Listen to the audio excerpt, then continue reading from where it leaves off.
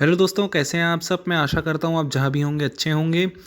मैंने ordnance factory को लेके प्रीवियस एक वीडियो बनाया था जिसमें मैंने बताया था कि गवर्नमेंट ने जो ऑर्डिनेंस फैक्ट्री बोर्ड है उसके रिस्ट्रक्चरिंग का ऑर्डर फाइनली पास कर दिया है। अब ऑर्डिनेंस फैक्ट्री को रिस्ट्रक्चर करके 7 अलग अलग पार्ट्स में डिवाइड कर दिया जाएगा। अब वो वीडियो अगर आपने अभी तक नहीं देखी है तो प्लीज़ उस वीडियो को जाके ज़रूर देखिए, मैं डिस्क्रिप्शन में उसका लिंक दे दूंगा। बट अब एक नई न्यूज़ ये भी आ रही है बहुत सारी। मैंने बहुत सारे आर्टिकल्स पढ़े, द हिंदू के पढ़े, द वायर के पढ़े, तो उसमें से कंक्लूजन ये भी निकला, मैंने बहुत सारी चीज़ें नोटिस करी, वो मैं आपसे आज शेयर करता हूँ। चलिए स्टार्ट करते हैं। और अगर अभी तक चैनल को सब्सक्राइब नहीं किया है तो please subscribe to my channel. देखिए, बात अब ये थी कि जो रिस्ट्रक्चरिंग होने का ऑर्डर दिया है ऑर्डिनेंस फैक्ट्री बोर्ड का, बहुत सारे लोग इसमें आरोप ये लगा रहे हैं कि एक प्रॉपर रोड मैप तैयार नहीं किया गया है रिस्ट्रक्चरिंग फॉर ओएफबी। भारत सरकार ने रीज़न क्या दिया था कि जो इसको कॉर्पोराइज हम कर रहे हैं उससे मैजिकली ट्रांसफॉर्म होगा, पूरी एंटिटीज़ ट्रांसफॉर्म हो जाएंगी, एक अच्छी सर्विस प्रोवाइड करेंगे, जो उनकी इनसफिशेंसी है वो ख़त्म हो जाएगी और जो लैक ऑफ क्वालिटी कंट्रोल है वो भी एक अच्छा होगा और हाई प्रॉफिटेबल एक एंटिटी इंटरप्राइजेस सारे बनेंगी ऑर्डिनेंस फैक्ट्री। ऐसा डिफेंस मिनिस्टर श्री राजनाथ सिंह ने कहा है। और उन्होंने ये भी कहा है कि मोस्टली जो हम भारतीय सेना को तो इससे काफ़ी फ़ायदा मिलेगा ही मिलेगा, बट ग्लोबली भी और अच्छे से काम कर पाएंगे जिससे मेड इन इंडिया को काफ़ी बड़ा बूस्ट मिलेगा। अब गवर्नमेंट ने सोचा इसको रीस्ट्रक्चर करने का। इसको रीस्ट्रक्चर को देखभाल के लिए एक जीओएम गठन किया गया है, मतलब कि एक ग्रुप है मिनिस्टर्स का मिलके जो इस निगमीकरण को प्रॉपर एनालाइज करेंगे और इसके हेड होंगे डिफेंस मिनिस्टर श्री राजनाथ सिंह। अब बहुत सारी प्रॉब्लम्स तो सामने खड़ी ही हैं। ओएफबी क्योंकि एक छोटा संस्थान नहीं है कि एक दो राज्यों में इनके ऑफिसेज हैं, कुछ ऐसा है वैसा है, नहीं। ओएफबी एक बहुत बड़ा संस्थान है। 41 फैक्ट्रीज़ हैं, अलग से इनके ट्रेनिंग सेंटर्स हैं, अलग से इनके मार्केटिंग सेंटर्स हैं, इनका खुद का एक बोर्ड है बहुत बड़ा, वो सब है। तो अब इसको अप्लाई करने में आसान नहीं है ये। तो वही बहुत सारे इसमें प्रॉब्लम्स जो खड़े हो रहे हैं उनमें से कुछ मैं आपको बताता हूँ। और इस समय हवा में नहीं कह रहा हूँ, ये मैंने बहुत सारे आर्टिकल्स रीड करे हैं तो उस बेसिस पे भी मैं आपको बता रहा हूँ। अगर गवर्नमेंट इन सब चीज़ों को अच्छे से टैकल करती है तो इसका निगमीकरण काफ़ी सक्सेसफुल होगा।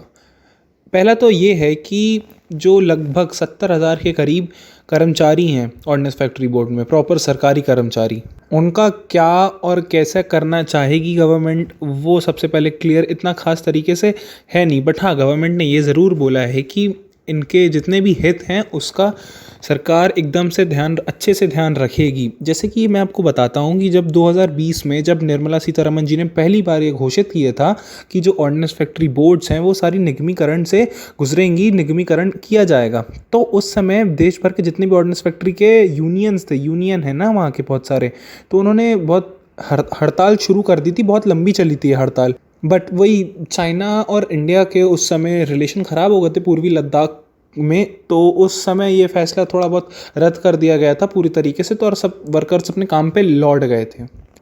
बट हाँ, कुछ इस रिपोर्ट्स में ये कहा गया कि जितने भी अधिकारियों के हवाले से ये बात हुई कि यूनियन की चिंताओं को दूर करने का बहुत प्रयास किया गया है, कि उनको ये भी बोला गया है कि कर्मचारियों को इतना कुछ खास इफ़ेक्ट नहीं पड़ेगा इससे, बिल्कुल भी चिंता करने की ज़रूरत नहीं है। बट बहुत सारे यूनियंस अभी भी विरोध कर रहे हैं और मे बी नेक्स्ट मंथ से बहुत सारे यूनियंस हड़ताल में जाने की बात कर रहे हैं। तो ये जो कंसर्न होगा, वो जो जीओएम बैठाया गया है सरकार द्वारा, तो उनके प्रमुख बिंदुओं में से एक होगा। इस पे चर्चा अच्छे से करेंगे, उन लोग इस पे ध्यान रखेंगे। और मैं द हिंदू का एक आर्टिकल भी पढ़ रहा था, उसमें भी मैंने ये सब पढ़ा है कि ऑर्डिनेंस फैक्ट्री बोर्ड के जो कर्मचारी हैं वो हड़ताल पे जा सकते हैं यूनियन के तहत। ऑर्डिनेंस फैक्ट्री बोर्ड्स का एक ये प्रॉब्लम भी था कि मतलब कि जो इनकी इकाइयाँ हैं ना बहुत सारी, वो पूरे देश भर में फैली हुई हैं, तो ट्रांसपोर्टेशन वगैरह में भी बहुत खर्चा जाहिर सी बात होता ही होता था। अब इनकी एक फैक्ट्री चंडीगढ़ में है, कोई देहरादून में है, कोई कोरबा में है, कोई जबलपुर में है, कोई कानपुर में है, कोई तिरची में है, इन सब एकदम north to south, west to east ऐसी फैली हुई हैं इनकी फैक्ट्रीज़। जैसे कि मैंने आपको पहले भी बताया और आप सब जानते भी हैं कि ऑर्डिनेंस फैक्ट्री बोर्ड की अभी फ़िलहाल 41 यूनिट्स है, मतलब 41 फैक्ट्रीज़ हैं जो अलग अलग समूह में विभाजित हैं। जो विस्फोटक पदार्थ एक में होता है, हथियार वाला एक है, वाहन वाला एक है, वगैरह वगैरह। बट अब इसमें क्या है कि अब जो बात ये है कि जैसे मैंने बताया कि बहुत पूरे ऑल ओवर इंडिया फैली हुई है, बट अब इसको 7 अलग अलग निगमों में ट्रांसफॉर्म करना जीओएम के लिए एक बड़ी चुनौती सामने होगी। और इसके अतिरिक्त बात ये भी है कि जो ऑर्डिनेंस फैक्ट्री बोर्ड है उनके कई बाहरी संगठन भी हैं, जैसे कि उनका एचआर डिपार्टमेंट और ट्रेनिंग डिपार्टमेंट और वही जो मार्केटिंग ऑफिसेस और 5 रीजनल कंट्रोलर सिक्योरिटी चेक वगैरह के। अब जैसे कि मैंने बताया, जैसे कि एक शहर में ऑर्डिनेंस फैक्ट्री के जो फैक्ट्रीज़ हैं, एक ही शहर में 5-5 हैं बट अलग अलग हैं।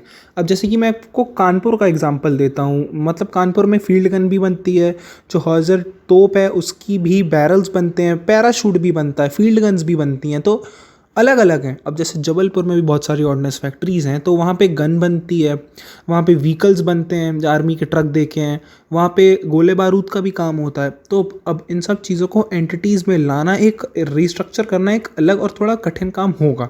होप गवर्नमेंट के पास इसके लिए एक अच्छा प्लान हो जो इसको एग्जीक्यूट करके इसको प्रॉफिटेबल एसेट बनाए।